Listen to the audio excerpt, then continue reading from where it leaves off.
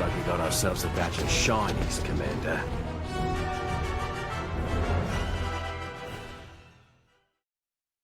Welcome to episode 21 of Coordinated Fire, a Shatterpoint podcast where our takes are hotter than Vladimir Guerrero Jr.'s exit velocity. Gentlemen, how are we doing tonight? Sports ball. Let's go. Sports ball. Home. Particularly Need to get Canadian hot ball. Don't sports worry. ball. We'll get hot ball in this game and we're good to go. Amazing. We interrupt amazing. our Shatterpoint podcast for some Blue Jays news. Awesome. So we are doing a little bit of a different episode today. We have two fantastic guests on with us. We'll start there, and then I'll kind of get into what we're going to be doing tonight. Something a little bit more fun, a little bit more casual, off the cuff. First of all, we have the tremendous Todd from the Momentous Struggle podcast. Sir, how are you this evening? You know what? I'm doing fantastic to sit there and hang out with some of my friends from the Great White North over here. I'm excited to come and hang out with you guys and talk a little Shatterpoint tonight. And see how much controversy we can start. Sweet. Also, for those that may have not heard of Momentous Struggle, can you just give us a little bit of breakdown of what you do over there? Oh yeah, so Momentous Struggle is more of a casual podcast where it's like me and my co-host Aubrey. We kind of just hang out, talk about like what we're doing with our games, what like we focus more on like community building and the things that we do to help build community, kind of hopefully help people, like give them little tidbits on what they can do to grow their community. We do a lot of tournament organizing ourselves. I run Smite Club Open. We also are the TOs for LVO. And then on the other side of that, we also do some streaming. We stream at LVO and at Adepticon. So just like I said, more of the casual and spectator side of the game more than the competitive side. So that's really where our focus is. Amazing. Awesome. Yeah, we'll I'm sure we'll put the link in the show notes to Momentous Struggle at the end of the episode. We are also joined by our great friend, Brandon. Brandon is a local player and good friend of Kyle, Titus, and myself, who plays in a lot of our events, comes to every single GT and tournament. Brandon, how are you doing tonight? Thanks for joining us. Thanks for having me. Good. A little tired after last night, but doing well. Awesome. Cool. Tell us a little bit how your journey in Shatterpoint got started. Yeah, so in terms of miniature gaming, I'm relatively new-ish. I tried X-Wing for like 3 weeks and decided the movement was not for me. And so, and then I took a break and then I got into MCP for like a couple months. And then after those couple of months, Shatterpoint was announced, and I was all in for that because it's Star Wars. So I've been there since the beginning. Amazing, yeah. When did you first join us? I'm trying to remember. For the Peterborough group was probably the September after launch is when I first made my way up there. That was probably the first event we tournament. ran. Sean, you ran at Dueling Grounds. Yeah.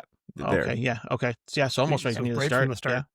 Yeah, I collected from the start, but that was the first event I went to. Sweet. Awesome. Yeah, I just remember it's been a little over 2 years that this game's been out, and trying to think back to, where we started. Yeah, it's been amazing. I didn't realize this was the first game that you stuck with in terms of miniatures. That's cool. Yeah, I was slowly getting to MCP, but then, like I said, they announced Shatterpoint not too long after I got into it, and I was like, nope, that's where I'm going. Sweet. Amazing. So, as I mentioned, tonight, a little bit different, a little bit more off the cuff. I had this idea of bringing together, again, some fantastic people and doing what I'm calling the Hot Take Hot Tub. So we're all going to jump in. We all have a beverage, and we are going to unleash our most spiciest Star Wars Shatterpoint hot takes, talk about them a little bit, kind of figure out whether they are cool, kind of medium, or a super spicy take. This is going to be maybe not all on the positive side, but a chance for us to maybe vent some of our frustrations about the game as well too, and some things that we like to see change within these hot takes. So and we might tell each other why we're wrong. Exactly. Awesome. So before we started, I did do just random names. So we are going to start off with Titus. What is your spiciest Star Wars Shatterpoint hot take? So, firstly, I feel like I'm overdressed for a hot tub. Yeah, I got to put my Tarps Speedo off, on. boys. Yeah. So I have a couple, but it took me a little bit to figure out what I'm going with, but I think I got it. So my hot take is that the top cut format is vastly inferior to full Swiss, and in fact I think it's bad for the community. Explain. So Yeah, please give essentially, me every point why you think that so I can tell you why you're wrong. that's fine.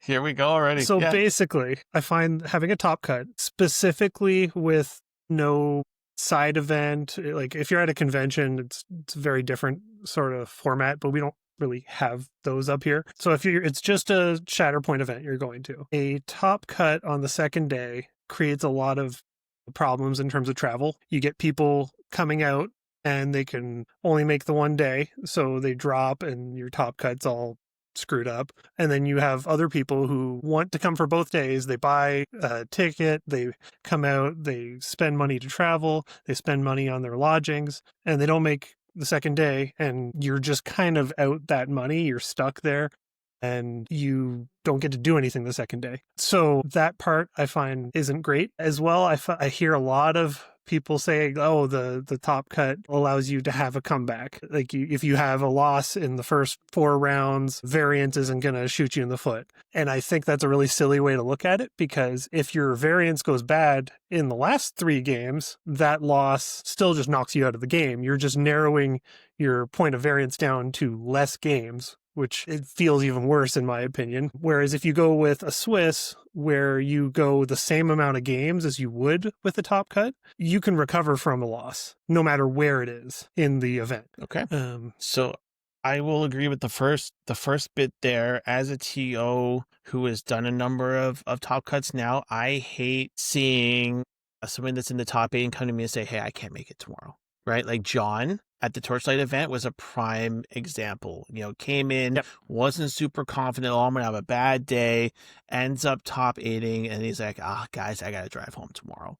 That was we saw a number of those at TBO as well. Yes, I benefited TBO. from It was basically all of us. Remember, we were all collected around the prize table, and Kyle, you were going like, okay, put your hand up if you're top 8 and you can stay, right? And we had to figure out. We had like 3 people that ended up. Yes, and we had to slot in people. So in that aspect, Titus, I do agree. I do agree. So anybody else? I do have one more thing. Yeah. With this going Swiss, you are guaranteed the number of games, so you can plan accordingly. It would be my main thing. If you know the event's 7 games, you're playing 7 games. You're there for the whole time. It's a lot easier if you're trying to plan out your weekend, that kind of thing. All right, I'll let Todd jump in before I play devil's advocate here. Well, no. So, I mean, I guess I want to clarify. So you're saying, like, because if you run Swiss, I mean, you're still going to run into the same problem of having someone that's not able to, if they can't make 2 days, then like you're restricting it to only like a less than 32 player event. So, I mean, I don't know if like the 2-day conversation really should be something like is as necessarily a negative, because if I know that I've run in events where if you have 5 rounds in a day, sometimes people just can't do that. So you're going to have to split it up to like less than 5. So I mean, if you're worried about having an event going over the course of 2 days, you're kind of restricting the number of players that are going to come to your event. And as we want to grow, I think you would want to sit there and potentially have that. So that's kind of where the first thing went with mine is. And I think the other part is like, as a TO, I always like plan for the top 8 and having something for the people that don't make the top 8 to do on the next day. So, I mean, I think like part of what you were saying was like, if they don't make the top 8, they don't have something to do. That's something that like a TO I would think should be thinking about as far as making sure that the people that are coming to your event has something to do on every day, regardless of whether they make top 8 or not. Yeah. I do agree with those points for sure. I find in terms of the 2-day event thing, if people know they're signing up for an event where they're there for both days, they're more willing to commit. Whereas if it's, I'm not going to make top 8, I'm just going to plan for the one. They're not going to make it. Yeah. Like we had a lot of those at the last event, and then they just happened to be local. So it was like, okay, well, I can make it out because I'm a half hour away. But like they just came to the event and said, oh, I'm not winning more than 1 game. They made top cut. So that's my main thing with that. Yeah, and sorry, Kyle, before you go, just to chime in, Todd, you have actually hit on something that I think I need to do better as a TO, which also kind of encompasses this discussion about top 8. When I apply for my GT for season 3, I will be trying to do a Sunday kind of like side event That's something I haven't done yet, just because like I'm a one man army here for the most part. But I am gonna try and figure out somebody to help me out with it with a Sunday event. Yeah, I mean, it's definitely worthwhile to have that, because I mean, it's like that was one of the things I think some of the people that like with the GT, not to go on a completely different tangent, but like at the GT that Yeah. I ran locally, that's the people that did show up and play in the side of it had a blast doing that, and like we had extra prizes and stuff like that. I mean, you guys with Tablebound have plenty of that to take care of because Tablebound's amazing. So I mean, you have those resources already there to sit there and really make your side events and your secondary events fantastic because of what Kyle's doing up there anyway. Cool. Kyle, go. All right.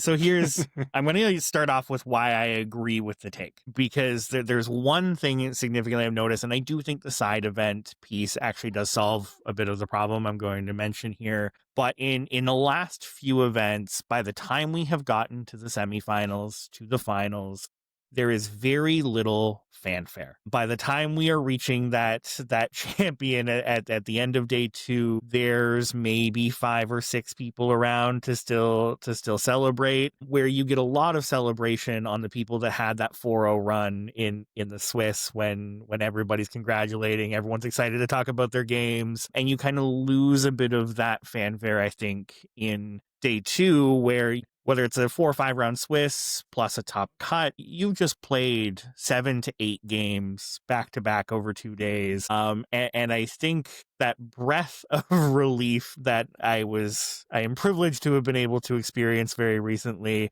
and just, okay, great day. But you without the crowd, because again, typically you do all the big prizing right after the Swiss, and that's typically when we've always given away the prizing is day 1, because lots of people aren't able to make the day 2. And I think you just have this big Shatterpoint celebration day 1 that just tapers off as you get into the finals in day 2. So for that point, it pulls away. Yes. And to be fair, after 2 days of playing Shatterpoint, 7, 8 games, even if you have all the people there, I think the energy would be lower. Reasonable. Which is completely reasonable, which I think this comes back to where I'll jump on Todd's point here. I think any event, or at least the majority that we've seen that has gone that full Swiss approach, you do still see drops into day 2. And from my perspective, I think that messes up some numbers more than splitting into a top cut, specifically around strength of schedule. Even if you had someone that did well day 1 that has decided, I was never really in for day 2, not able to come, that's going to really hurt that strength of schedule going into day 2, where in that long of a Swiss, those tiebreakers really start to matter. So I do think there's some logistic issues there. I also am kind of on a pro-con list for the day 2, because again, top cut leads to single elimination for day 2, where on one hand, you have people come for round 1, half of them get knocked out, and then they only came to day 2 for 1 game. They can't participate in the side event. They don't get to do this thing, but also, like, sometimes it's okay to be done. I took that loss, and now I get to rest. which I also think there's some perks there, just with the mental exhaustion that comes with trying to run the gauntlet at a 2-day event, which I think is very relevant from competitive formats and any game. And I have played a ton of miniatures games. I've played a ton of TCGs. I feel like a top cut is just what you do for a competitive style, and it is really hard for me to break away from that as a general concept. But I am going to see our lovely friends in BC at the end of this month. They are running a full Swiss event, so they are doing a 6-round, 3-round Saturday, 3-round Sunday. Did they bump it to 6? It actually started at 7. Was what the player packet said. Right. Based on player count, they've dropped it to 6, I believe. But so we'll see. And this will also be my first experience actually playing in a full Swiss GT, at least at the very least for Shatterpoint in this context. So I'm willing to be swayed coming in. Cool. Brandon, what do you got, buddy? So me and Titus have talked about this before in the past, and like I'm kind of in agreement with him. My only counterpoint to Kyle, I would say, is let's go.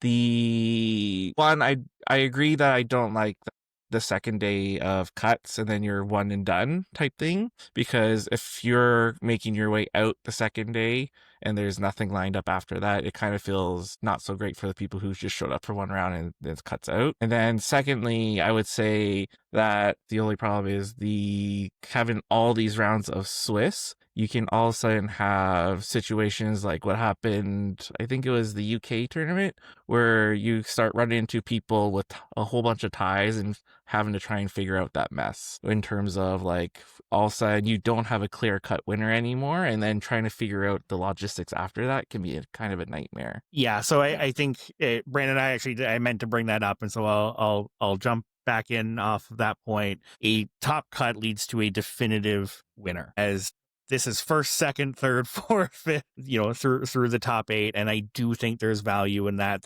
those things aren't decided with strength of schedule and wounds. But I do think that's a great point.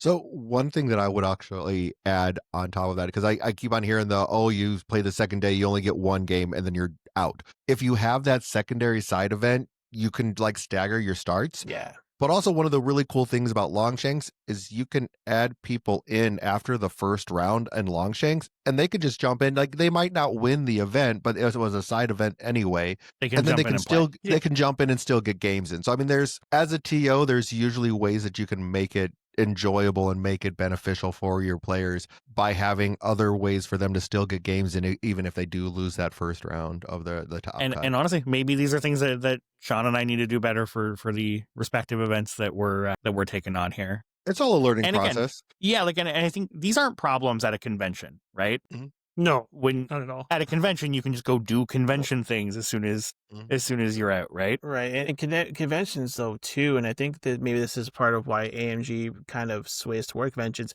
is that there's a staff there. You know what I mean? There's a group of staff. When we run these GTs, it's like 1 to 2 Kyle, people. Titus. It's like 1 to 2 people. You know what I mean? Like I said, we can only do so much. Like I don't know. I could have ran a Sunday side event along with the top 8, but then a lot of my effort and my time and where I'm going. Yeah, like I need a second person. And again, moving forward. And it is still early too, right? Like I've run a few events and GTs now, but we're always learning, and maybe it just looks like maybe like a 3-rounder showdown. Something even just like that. Oh, absolutely. Like just bring a showdown list, something you want to try, keep it super cash on the Sunday.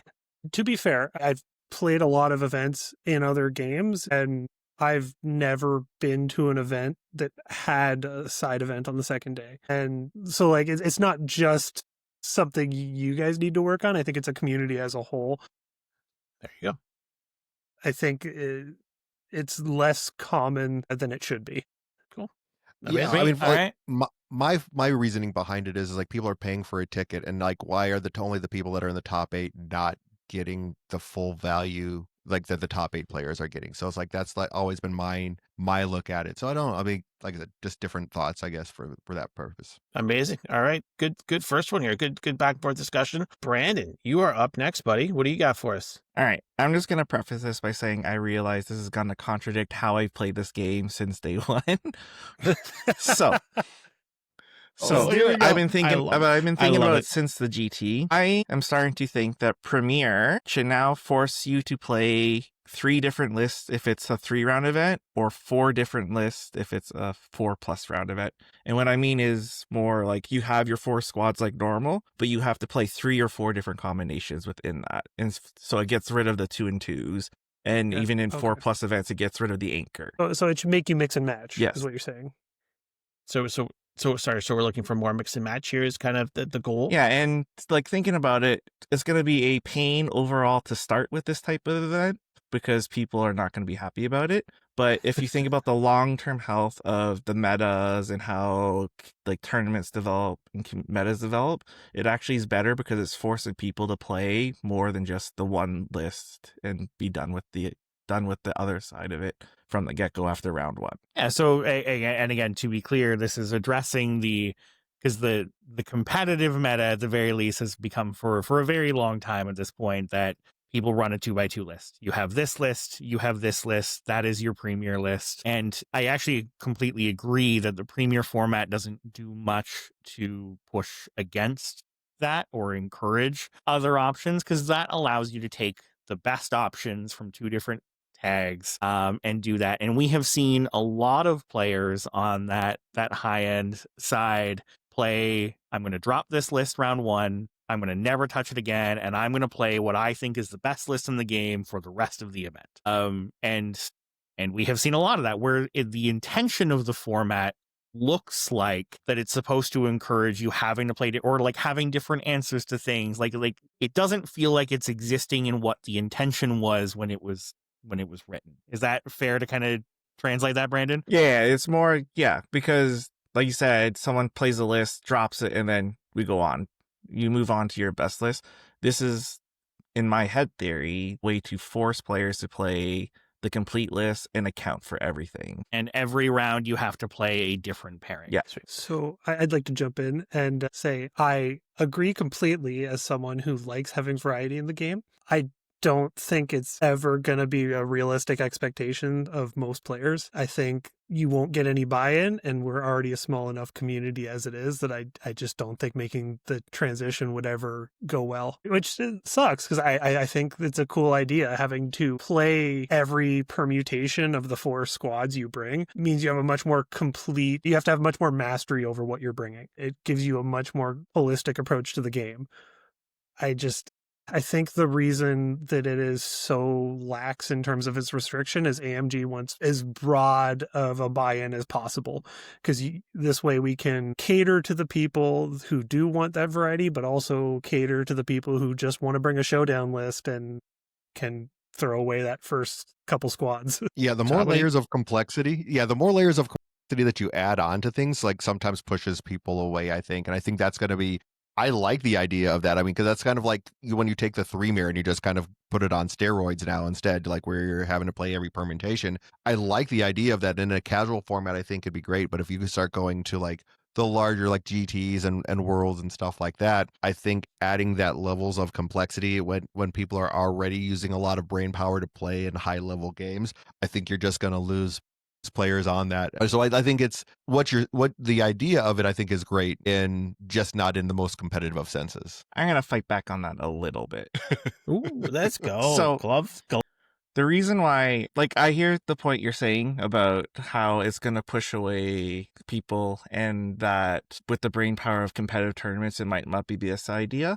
But if you think about it, the people that are going to those like high end tournaments, they're going to be in that mindset anyways. You're not pushing those people away. It's actually the opposite. It should be the casual events that has the less restrictions, and the more competitive events like Worlds, for example, should have those restrictions because it's showing more of a mastery of the game. And that's what the Worlds is. It's showcasing the best of the game.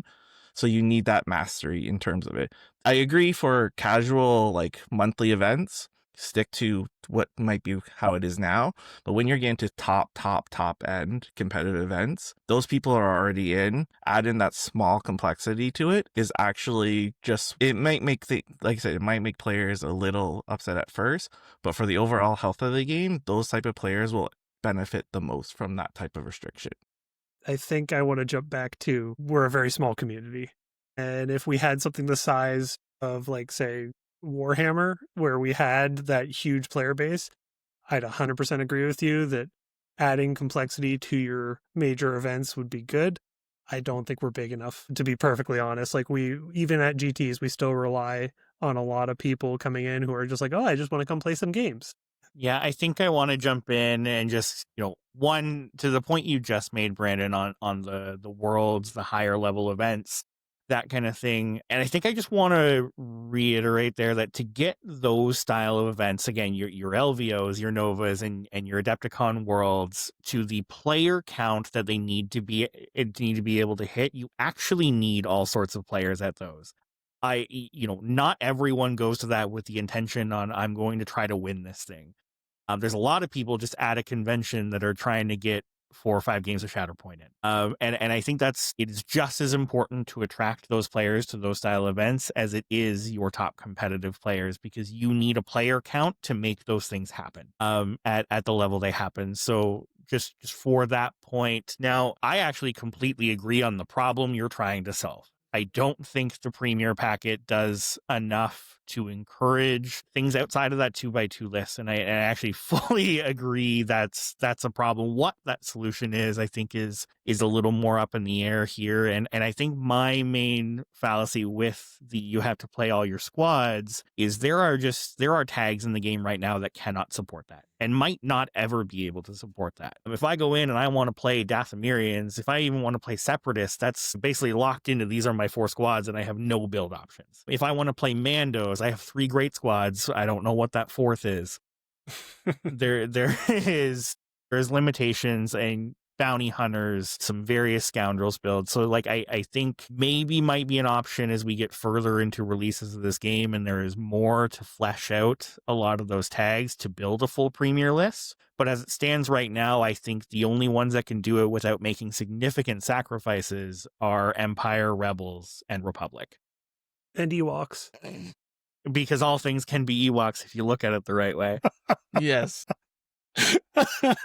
Yeah. But to the problem you're trying to solve here, Brandon, I actually completely agree. I do think that AMG Organized Play does need to review that Premier packet at this point in the game and say what's working and what isn't. And I'm not going to pretend I have the answers to that. I do think an immediate thing would be mission selection being pre-list selection would go a long way in encouraging some different lists where you can build more for I'm playing this mission. This is the option in my anchor list or my whatever Diz wants to say of a 1+1 × 2 + 3 list style. If I get to a second hot take, I will comment on that mission part. So, I mean, Nice. one of the things that kind of jumped into my head when you were bringing up this is that, like, jumping over like MCP. So, like in Marvel, you have your normal bring your 10 models, do your list. They have an alternate format called Timeline, where basically they have a restricted list, and you build and you take 30, you make 3 teams, and you play like that way. And I think maybe in the future, it took AMG 3-4 years to get to that particular new format. Yeah, in MCP. So I mean, maybe that's something that they'll have an alternate format similar to that challenges. I think it's a more challenging list building is probably like the biggest thing. Is like having a fun alternate format that really challenges you to expand how you play the game. And I think maybe hopefully that will come down the road. But like to Kyle's point, I think that's something that we need more models in the game to really kind of get to the point where that's going to be a viable format to sit there and really push that envelope. Bring me 6 mirror. I want 6 squads. Let's go. 6 mirror. Nice. Okay. I'm good. Okay, cool.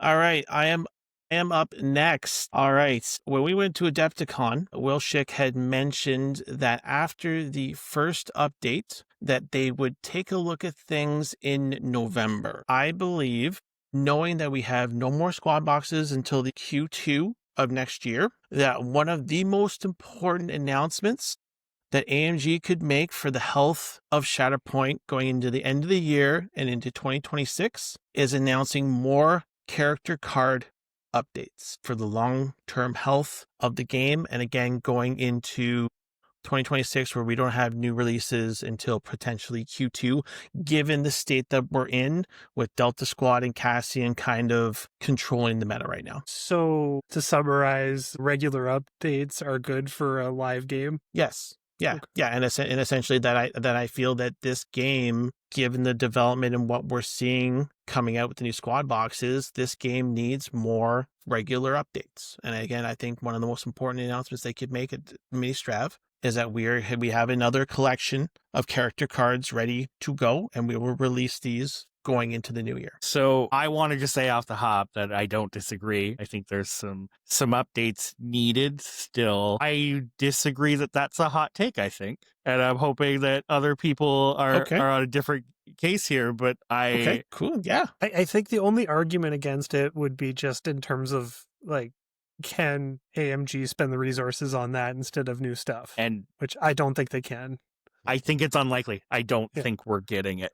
I disagree on the timing of the statement. Like, mini extravaganza is way too early for that, considering we just had it a couple months ago. I guess like 4 months ago at this point. And the fact that it's happening so soon, right after, you still haven't had the time that the other quote unquote meta had before they decided to make those adjustments. You need to give this set of adjustments that same amount of time before you make those next adjustments. So again, well, like they said, I agree that the updates have to happen.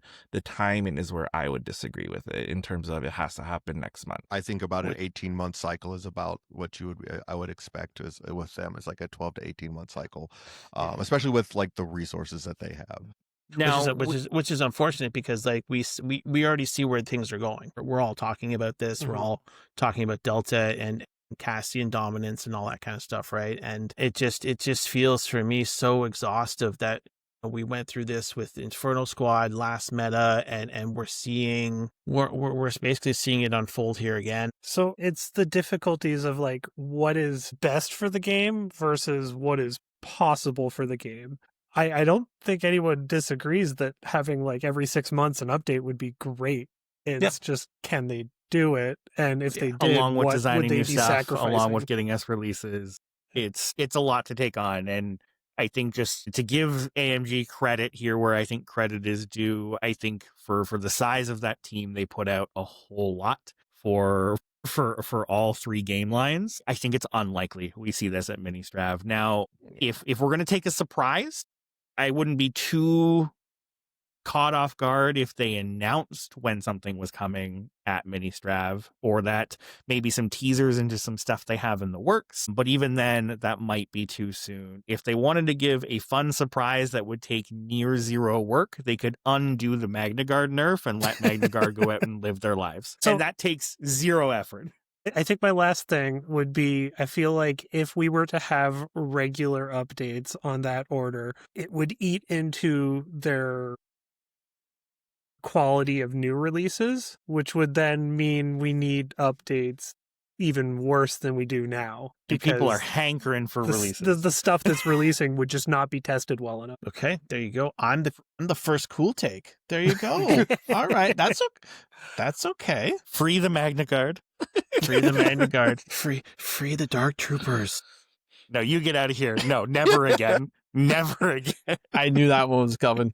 Yeah. All right, Todd, you are up next, man. Hit us. All right. So I guess mine is more meta focused than anything else. And for my take is, as a community, we are not innovating as much as I feel that we need to when it comes to list building. I look at models such as like Jin Urso and her identity, and I don't think we've even begun to unlock the amazing things that you can do with her identity. So I think as a whole, I think we just need to, as a community, probably need to work on innovating more than we are, instead of just looking at the results on Longshanks and rinse and repeat. So absolutely, no, it's not that hot of a take, I think. No, yeah, again, that's another. I think across the table agree. Yeah, I get. It's a little hot to say it out loud. Like I'm on board. Yeah. Oh, and I'm gonna maybe increase the spice level here. I am getting really, really this kind of exhausted with, I don't want to say constant like 1% talk. I hate when the conversation leans to the top 1%. I think that's what you're kind of maybe going here at a little bit with Todd. And I really respect players like a Sam Sweeten or like a Scott, who come to the table having tried a variety of things instead of just darting to, okay, well, this is the best and this is where I'm going to go and I'm going to do 50, 60 games before a GT of just the thing. You know what I mean? Yeah, I think Chris Sampson is another one that I want to shout out. Yes, Chris Sampson, 100%. That Iden V1 list he's been rocking, out of the blue, left field, nobody saw that coming, and he's been mastering that list, right? So those 3 guys, I think in particular, when we think about innovators, I think are on the top of the list for me. And I agree, Todd. I would love to see more people taking their approach. So I'm lucky enough to have Chris in my meta, and I see him like on a weekly basis. So it's like, I mean, but I want to see more of what he's trying to do and expand on that. Sorry, go ahead, Titus. So I want to push back a little bit because I do think, kind of along the same lines, there are people out there who are innovating. And 2 points. One is just not everybody likes doing that. It's not the way a lot of people like to engage with the game. And I don't think we should expect them to go outside their comfort zone to try those new things. In most games, you're relying on that subset of people that like innovating to do it, and we're still a small growing community, so we have a very small subset of people that like doing that. But the other thing is, there's certain things in our meta that when you are building a list are just like a black hole drawing you in every time you try to experiment with other things. And I think one of the biggest ones would be Cassian, because it's the nine squad points. You come up with a cool combo, and a lot of times he's the only one that can take it. It's the same thing with Cad Bane and before he came out, and you run into stuff, or like I like playing Nadar a lot. Well, I have like 4 options to play him with, that period, because he's a 5 points. The point system is kind of really funneling us towards certain lines of play. And even when you come up with something that you think is cool, that would be a neat interaction, you're really pushed in certain directions, and it's hard to pull back from that gravitational pull that certain units have. So when you mention like when Todd, you mentioned like the stagnation and stuff like that, like something that comes to my mind is, why is that happening in the first place? And like for my immediate off the top of the head answer, it's the way we build squads might be the reason why we're seeing this. Like, you're forced to, this primary has to have this secondary, this support, and this primary has to have this, and this, and you're only allowed to take the blocks, like some combination of the 4 blocks. Whether, if you take like say MPC or MCP, for example, you have your 10 people, how you use them is up to you. And so like, while there were times in MCP where you had like, this is the list type thing, I found that you had way more creativity with trying to retool your list and find those creative matches in those niches, because you had more flexibility of swapping units in and out of each squad. Now, that might be because of the restriction of how our system is, but it's just something to think about, like, why are lists becoming more stagnant like that? Yeah. And I do think there is a lot of room for branching out. 100%. I just think it's very difficult. One of those things that's easy to say, much harder to do.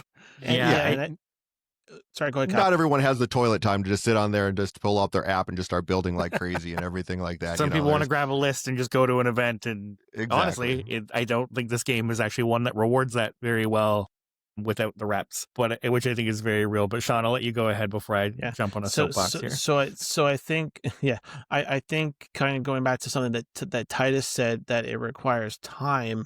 I think people, when you're looking to win an event, are incentivized to just put the time into the best thing, rather than pulling a Titus and saying, hey, I'm gonna put in 15 games with Nadar and friggin' unlock this guy, right? And I think for whatever reason, it just doesn't click to kind of take that left turn a little bit and put some time into some other stuff, the same way, our mad scientist here loves to do as well. And it's had great results for Titus. I mean, he won the Tablebound Open with a very extremely creative list that a lot of us didn't understand what the hell was going on. Like, I played Cassian, Moff, Ezra, Fifth Brother. What's going on here? And then like Chris with Rift Tamsin too is another one where it's like, it kind of came out of nowhere, but he's just a really hard unit to play. So you have to go out on a limb with something everyone else thought wasn't going to work and get those reps in. As a fan of competitive gaming, and Kyle, you and I have talked about, competitive Overwatch and some of the esports and stuff that we've watched. I love it when I look at the results of an event and I see a top list that's something just out of the blue. I love seeing that. Someone needs to explain this to me because I don't understand it. Yes. Yeah. Like what happened here? How did they do this? Right. And I love hearing about these things. And again, like we've said, like a Scott or a Chris Sampson, who these are the guys who to me are leading the charge, and Titus as well too are leading the charge in that. And I think it's really something, like you said, Todd, people need to take a closer look at and implement into their testing. I also want to shout out Trevor at the last GT we held with General Solo and Luke Skywalker Yep. in the Wow. finals. On a And run with played as a Han and Han Luke. anchor. He played Han every pairing and went to the finals with me. So I think there is more opportunity. And Todd, I think I agree with the initial point. I think I just want to touch on a couple points that were brought up there where, I do think the list building mechanics do limit some options, but I also think that's a good thing. And that's coming from paying attention to MCP meta, knowing that game well, and knowing there's a lot of overlap in the design teams for these games. Because Brandon, you brought up, you get your 10, you get your full 10, and you can choose any combination of this. But with that open of list building, we've also seen time and time again with MCP that a lot of those lists have the exact same splashes. I could go the rest of my life and never play against a Beta Ray Bill or a Baron Zemo ever again. Or a Shang-Chi in every list. For like the 3 people that are listening to this that know MCP really, really well, that was funny. But I do like that Shatterpoint doesn't allow that. I think that maybe the closest thing we've had to something that splashable is something like an OB2. Cassian. Which has Cassian at least should be stuck in a little bit of a box. I don't know. But I do think there's room for some more openness here. And I look at some recent events, and I actually went through my games at Force Convergence, and I played against Cassian 5 of my 7 rounds throughout the event. And I think this is a very real state of the current meta. And I will get to my hot take in a second because it's going to be very on this topic, because I do think there are some inherent reasons why this is happening from a design perspective and from a balance perspective. But we are seeing things again. We're seeing Vader Iden come out and do very, very well. We're seeing the whole community was like, Riff isn't very great, and then Riff's winning events, consistently just popping up in top levels of events. So there is room to innovate, and I think there are things that people have just left behind. And I think my final point I just want to make on this is we're playing a game, and the first goal is to have fun. I am not shying away that I am a competitive player. I approach from a practice standpoint, at the very least, I approach the game competitively. I think of my matchups. I think about the meta, but never is that at a sacrifice of what I find fun to play, which has led me to sticking with Republic when they were bad, when they had a recent rebalance and we're having a lot of fun. And now Delta's pretty good and the other stuff is doing okay. But, I will ride that coaster because that wave will change. They will have their time, they will be out of that time, but it's what I find fun to play. And I'm just going to do that to the best of my ability, whether it's the best thing at the current time. I just haven't put Obi down since year 1. And I think there can be a really rewarding thing of just sticking with something. Again, we mentioned Trevor with Han and his run at Force Convergence. And that is the same thing that was the first box that Trevor bought jumping into this game, and he has never put it down. And those reps show, even in a meta that may have some power issues, that his expertise with Han and with that list are able to overcome some of that maybe imbalance. Did I rant long enough? Did I do it? No. You got there. I think you Solid, won. good, buddy. I don't. You hit it. You hit it, buddy. I haven't got to my hot take yet. I know. Do we have any more thoughts on this one before we have Kyle drop what seems to be a nuclear bomb on us to finish off the episode? No? Okay. My Okay. turn. Kyle, Okay, I'm gonna make sure launch codes, and the red button is there. Take us. I want to talk about game design as a concept kind of here, and we're going to start off with rock paper scissors. All right, so what is the take? He's taking us on a journey, is what he's doing. Okay, we're going on a journey. That's Okay. the take. If you want the take as a Cole's notes, Right, yeah. So hit us with that first. So I Give think us the there thesis, the is audience. a core approach to Shatterpoint from a design and balance perspective that is missing something, and what that something is, I will get to, and we do need to go on a journey here, so bear with me. Everyone knows the concept of rock paper scissors. You have this thing that beats this thing that beats this thing that beats this thing. And Shatterpoint, since its inception, when we look at every competitive meta that we have, has had this thing beats this thing, which might beat this thing, but we're missing the bottom of the triangle. And I look at, and again, we're going to do a deep cut here that 3 people are going to understand. I look at like Fire Emblem, where for anyone that has played anything in the Fire Emblem series, you have sword, spear, axe, that one beats one, and it is such an important part of balance. And these 3 things existing at the same time allow players to express themselves with different play styles, allow a different approach to be taken to what you're trying to do when you get to a miniature perspective of what you're trying to do with your list. Every single game has your hyper aggro. Again, you compare it to 40k, you go MCP, whatever that is, your miniature game of choice. There's always options for, I want to do a bunch of damage and kill some stuff. And there's a ton of people that get enjoyment out of that style of play. You have your counter side of that, which in Shatterpoint has typically come from your revenge style list, which I think is a relatively unique thing to Shatterpoint as a game. And whether it's healthy for the game, I think is a very valid conversation, but not my hot take because I don't think it's hot enough. But you have your revenge style lists that where, hey, I have this opponent that's trying to wound me. I'm going to do something when they wound. What there has not been is that consistent third thing that completes that trifecta. Because in theory, aggro beats this thing, which currently right now is just the rest of the game, and aggro just beats it. And then you have that revenge that should be a good counter to our aggro style lists, Which isn't always the case. But what we don't have is the other. And I think there's a lot of intent for the other. I think our Jedi list, as an example, is built to be the intent of the other, where you get these tough units with heavy displacement that are able to, which should be our counter to our revenge stylists, where, hey, I'm going in, I'm playing Obi, I'm playing Mace, I'm playing Kiadi, whatever that is. I think there's some other factions that can play in this space too, Thrawn. where my goal is to shove or displace the opponent. I'm not really going for wounds, so I'm going to turn off that revenge mechanic that they're so heavily focused on.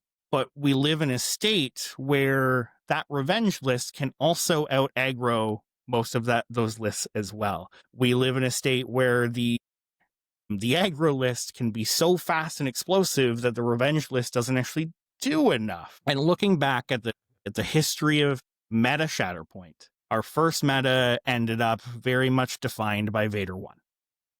As the game kind of hit its stride, Vader 1 was a definitive thing because it was our first real significant damage boost. Units are hitting hard and hitting hard consistently. And then we saw, the Mother Talzin list and Dooku list come out as that reactive play style to attempt to counter that. And that was really what we got at our first Worlds. Fast forward to some releases in between, we get Iden and Kanan in a very small period of time, and the meta shapes around these releases. You get your Kanan Mando, you get your Kanan Leia, you get your double revenge list on this side, you get your Iden plus pairing of preference, your Moff Gideon, your Vader, but really you're going guns a-blazing on this side, you're going your heavy revenge here, and that was what our second Worlds format was really based on. We fast forward to today, we saw a rebalance, which solved a lot of those problems. Things were actually in, I would say, a pretty healthy state that wasn't quite solved. And then we saw some releases that put us back into that same pattern again with Cassian and Delta, where you've got your heavy revenge that can still outpunch a lot of other things in the game. And then you have your completely explosive, I'm going to move faster than you, I'm going to do more damage than you on the Delta side. And if we don't see a rebalance between now and the next Adepticon, those two are going to pretty heavily define our World's meta. And I think, we're 3 years into this where we're going to end up with, it's just this heavy revenge list versus this heavy aggro list, and we're missing the other. What I think needs to be looked at is how do you make a defensive list in Shatterpoint that isn't reacting to wounds? And I have a couple great examples of some that I think are impeccable design within the game. And those are Obi-Wan taking advantage of a hunker mechanic that is unique to the game and using it in a unique way. And then we have armor, which I think changes a core mechanic of the game and says, wounds don't really matter for me as much. You can still wound me. I'm not going to do anything when you do it, but it's not going to hurt me as much. And I think there just needs to be more things in that area of the game. So very long-winded. Totally acknowledged, and I will let all of you speak here in a second. That's okay. But I wanted to paint the full picture in just. I think we have our scissors, we have our rock, and we don't have paper. And I don't know what the solution is to that. I'm not going to pretend that I do, but I think without it, we're going to keep ending up in this situation. So I do think we have seen the paper show up, and yeah, it has been. And I agree. Yes, it has been third place consistently, but so if we're looking at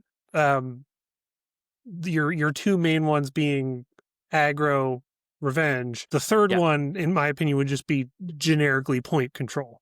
How you get there changes, but it's a point control list. And we've consistently had something arise in response to those other lists. So you had your Vader, and then you had Talzin Dooku.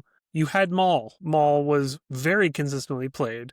And I think part of the reason why was he has that displacement. He has the potential to play into those lists. Then in the next one, you had Mando. You still had a little bit of Maul running around. You had, again, things with displacement that are also fairly tough. And then currently we have your Kiadi lists. They're always kind of like that third place runner-up, but they do keep those revenge lists in check because they are all based on displacement. And you do have those weird defense focus lists like Obi, but it's consistently those displacement lists that are just trying to get over the edge. And I think the big reason they don't is because the force economy is just really difficult to nail down because you only have 5 or 6. So costing those displacement abilities at an appropriate level is really hard. Because if you went with just force pushes and had them cost 1 instead of 2, you might end up with some really bad experiences because suddenly that would be very dominant. Whereas attacks and how much damage things can do very much influence those other two list types. And it's way easier to balance that combat tree to a granular level than just how much does force push cost. The other thing I would say is displacement loses a lot of power when things are very mobile. And I think the aggro and revenge lists having as much mobility as they do really makes that classic third counter not as strong. It's there. It's just the thing they're supposed to counter has the tools to deal with their strategy. To deal with it, yes. And this is where I'm going to chime in as an extremely disgruntled Empire player, because I think one of the best lists, and I have sung the praises of this, the man in the box right behind our friend Todd, if anybody watching on YouTube, Thrawn was a fantastic answer that was then eliminated by the fact that they gave Rebel Revenge lists a unit like Bazin Chirrut that can absolutely buzzsaw through a list like Thrawn and Moff. So we had, I think, the third one there in some various forms. And again, disgruntled Empire player here. I will put it out there. No, I think that's a great point. Thrawn Moff falls into the paper category that I think I'm looking for here. Again, Obi, Kiadi, the displacement, and again, it's right there. It's right there under that cusp. And I just don't think we're 3 times out where it just doesn't quite hit that thing. And missions are a part of that because a lot of time those lists, and Thrawn Moff is an exception there, but just can struggle without the mobility for something like Never Tell Me the Odds or whatever First Contact is. All right. Yeah. I'm going to chime in here. Yep, Brandon, hit us up. Yep. All right. So I'm going to, because my argument's going to be very close to Titus's in this sense. On a fundamental level, I completely disagree with that statement, Kyle, that there's not the triangle. Yeah. All right. I like it. Okay. And I'll reference Fire Emblem since you brought it up, because there is the triangle, but there's also the archers, which is that fourth, outside of the bubble of that triangle. Archers take out flyers. Yeah. So So we do have the aggro, we have the revenge. The third one is supposed to be control, and then your Mando, the armor types list is that archer flyer That's the other. subcategory. Okay. So on a higher level, though, I agree in the sense that it's not that we're missing the third one. What we're missing is all three of them being on equal playing ground. So Yes. that's where finding like the third one, which is the control list. The control list has been nowhere. The closest we've ever gotten to a control list being competitive is Kiadi Plo, and that was at the Tablebound Open time, and that's where, like, for example, me and Jeff at that time were playing that, and like Jeff took that to the finals, and both me and Jeff took that to top 8 there, and that list in that meta was probably as close as we've gone to a control being meta in a sense, or where it makes it up to that level. Where our problem is we don't have that list at a level right there with the other two. I actually completely agree, and I'm certainly willing to adjust my take. It does exist. The intent is in the game. I see the design. I see what is wanted here, but that third piece, that control, just never kind of hits the same power level as the other two, at least not for long. Todd, you've been quiet here. Where are you at? I mean, no, I 100% agree that I guess you have to have all three. I mean, I come from a very Magic the Gathering background, a very big Magic the Gathering background. And Magic the Gathering, there are 3 archetypes. You have control, you have mid-range, you have aggro. You have to have all 3 in good places for the meta to be healthy. And the game's young, so I'm expecting that we're not going to always be there. But it does hopefully need to evolve to that point where there is that control piece that ends up coming in and gets a little bit stronger. I mean, then that might be in the way of a rebalance that we were talking about earlier, where you have maybe that Thrawn gets rebalanced in a way that can help you strengthen that core control list. Or maybe it's something that's, already in the works and something along those lines. But no, I 100% agree that is not there and needs to be there for the health of the game long term. Yeah.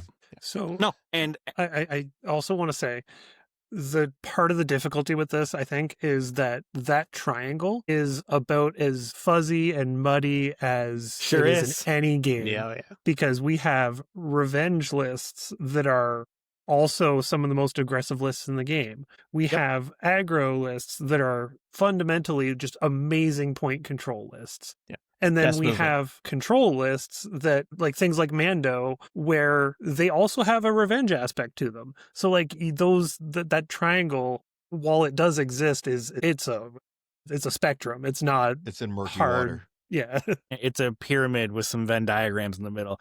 Yeah.